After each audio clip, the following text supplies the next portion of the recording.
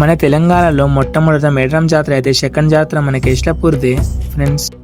తెలంగాణలో అతిపెద్ద సెకండ్ జాతర మన కేస్లాపూర్ జాతర. కేస్లాపూర్ జాతరకి అయితే మా ఫ్రెండ్స్ నేను అయితే వచ్చేసినాం.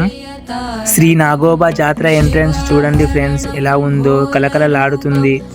మన కేస్లాపూర్ టెంపుల్ అయితే ఇప్పుడు మీకు అందరికీ చూపెట్టబోతున్నా. చూడండి ఫ్రెండ్స్ ఎలా ఉందో కలకలలాడుతుంది. ఇది మార్నింగ్ వ్యూ అన్నమాట.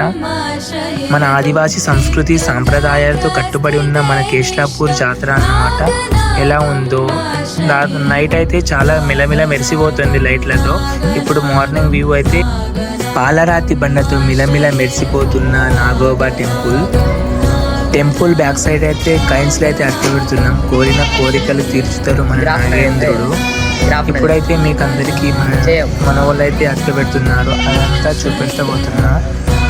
నాకైతే ప్లస్ ఏదో ఒకటి పెడతా అంటే బ్యాక్ సైడ్ అయితే మా టెంపుల్ని ఇప్పుడు చూడండి ఎలా ఉందో,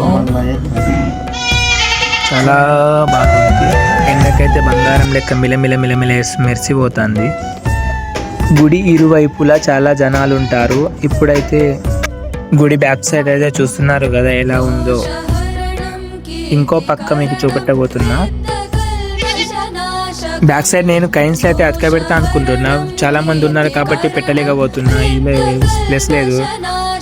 ఇప్పుడైతే పెట్టాను, మళ్ళీ తాపకు వచ్చినప్పుడైతే పెడతాను కైన్స్ అయితే. ఇప్పుడేం నాకు అంత కోరికలు లేవు.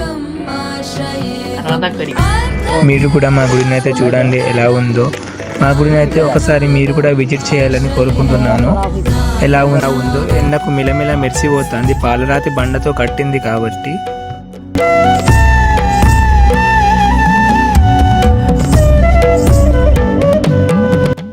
మన టెంపుల్కి అయితే ఈ రోజు అయితే కొత్త కోడలని తీసుకొస్తారు. పెళ్ళైన కొత్త కోడలని నాగేంద్రుని దర్శనం కోసం అయితే తీసుకొస్తారు మన వాళ్ళు.